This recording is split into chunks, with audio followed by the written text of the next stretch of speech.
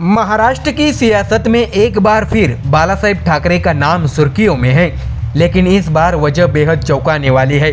शिंदे सेना के वरिष्ठ नेता रामदास कदम ने दसरा मेलावे के मंच से दिवंगत बाला साहेब ठाकरे और उद्धव ठाकरे पर गंभीर आरोप लगाए हैं।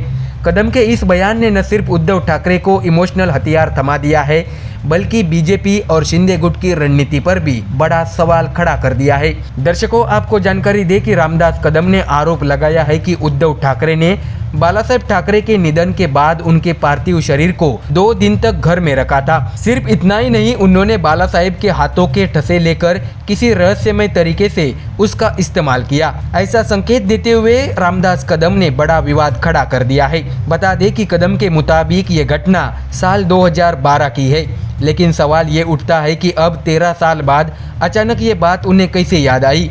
क्या इसके पीछे कोई राजनीतिक मकसद है?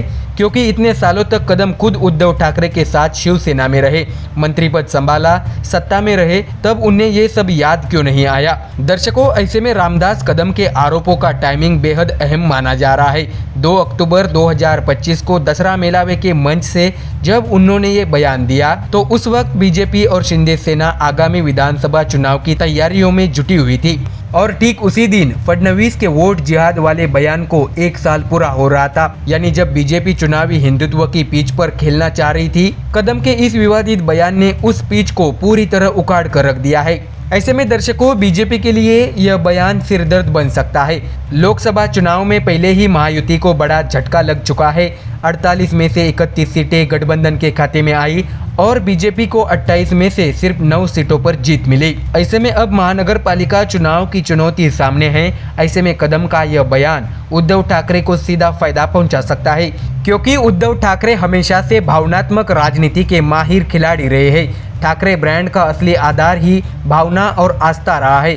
जब पार्टी मुश्किल में आई, उद्धव ने बाला साहेब की छवि का सहारा लेकर अपने समर्थकों को जोड़ा और अब जब बाला साहेब के पार्थिव शरीर पर आरोप लग रहे हैं, उद्धव ठाकरे इस मुद्दे को इमोशनल कार्ड बनाकर मैदान में उतर सकते हैं।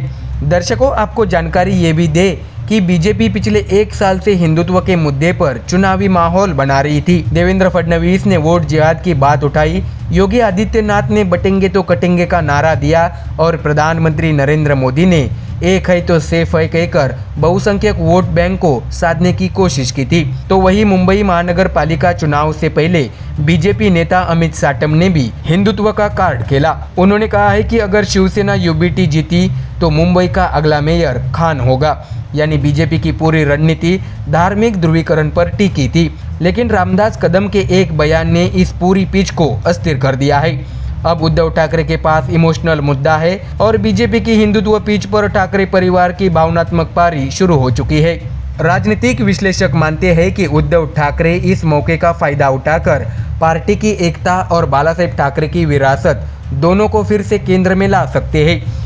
मुमकिन है कि आने वाले दिनों में उद्धव ठाकरे भावनात्मक सभाओं की श्रृंखला शुरू करें, जहां वे रामदास कदम के आरोपों को बाला साहेब ठाकरे का अपमान बताकर जनता की सहानुभूति जुटाने की कोशिश करेंगे। तो वही दर्शकों, मुंबई और महाराष्ट्र के कई इलाकों में आज भी ठाकरे ब्रांड का असर गहरा है। विधानसभा चुनाव में उद्धव ठाकरे की शिवसेना यूबीटी को 10 सीटें मिली, जिनमें से आधी सीटें मुंबई से थी, यानी मुंबई में ठाकरे परिवार की पकड़ अब भी मजबूत है। तो दर्शकों, कुल मिलाकर रामदास कदम का एक बयान न सिर्फ उद्धव ठाकरे को इमोशनल फायदा दे रहा है, बल्कि बीजेपी और शिंदे की हिंदुत्व राजनीति को भी झटका दे रहा है। 13 साल पुराना मुद्दा उठाकर कदम ने जो फुल टॉस दिया है, उस पर उद्धव ठाकरे अब चौका या छक्का मारते हैं, ये आने वाले हफ्तों की सियासी कहानी तय करेगा।